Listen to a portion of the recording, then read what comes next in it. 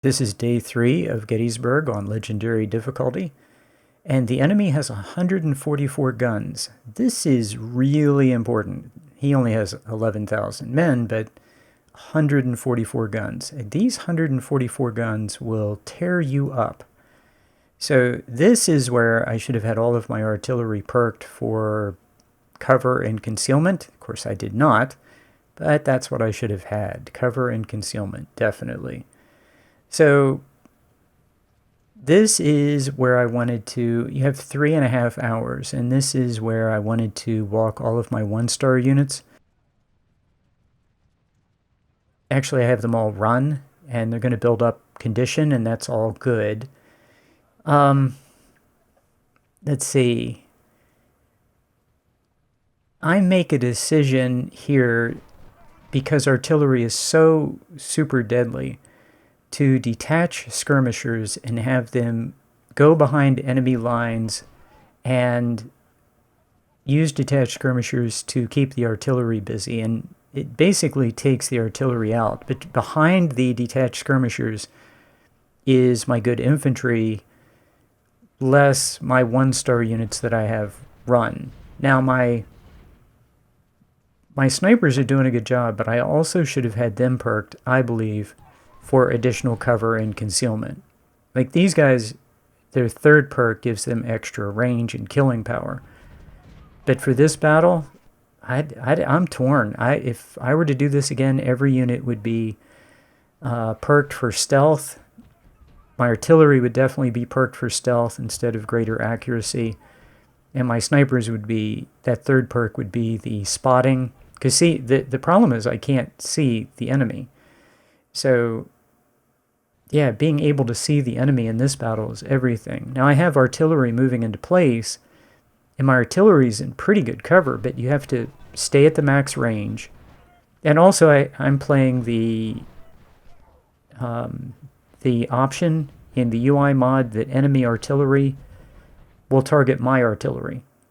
So, yeah, all of this adds up to bad for my artillery, because his artillery can do enormous harm to your artillery, and if you're not perked for additional cover and concealment, he'll see you, and he'll do massive damage. So, and he has 144 guns. So, what he can't do, though, is fight all of these detached skirmishers. That he can't do. So this is the way to get around all of those headaches, is to get back there with detached skirmishers. Now, it turns out in this phase, you can take this flag, the one I just took. In the next phase, you can't. You take that flag in the next phase, day 4, battle's over. Like, you get a countdown and the battle's over. So, the other thing is, I was hoping that I'd get a bunch of hours of time here. You don't get that. So, there's not much time in this battle. It's like 3.5 hours, and I think the next day is only 3. That's not a lot of running time. I wanted my artillery to be able to get lots and lots of shots to grind firearms. It's just not a lot of time. So I knew these guys were coming in, wasn't exactly sure when.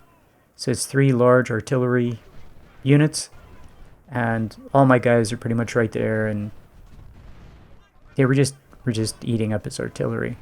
Now, my plan was to not kill his infantry, to have his infantry survive to the next day, to make sure that the next day, like if there aren't enough infantry units on day 4, the battle will be over in 20 minutes.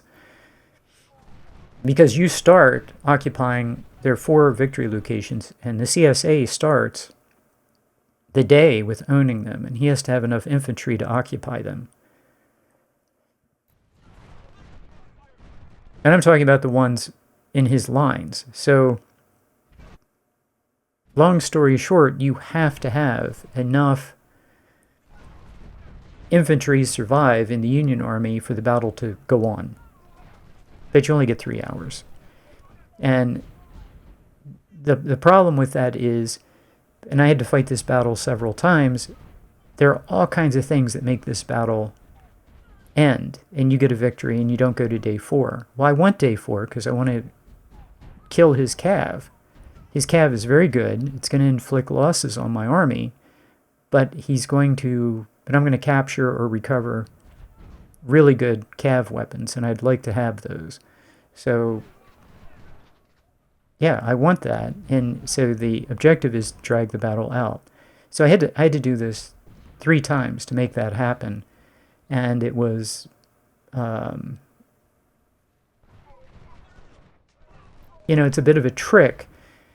You have to wipe the enemy out and take the last victory location that you're going to take, which is the one I'm looking at on the left of the screen.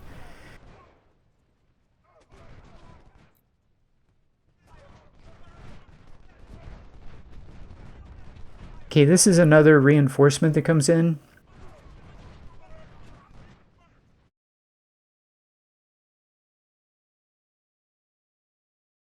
Artillery and infantry. So I have my infantry there, but his infantry's running away and he's already taken so many hits. He's not going to recover.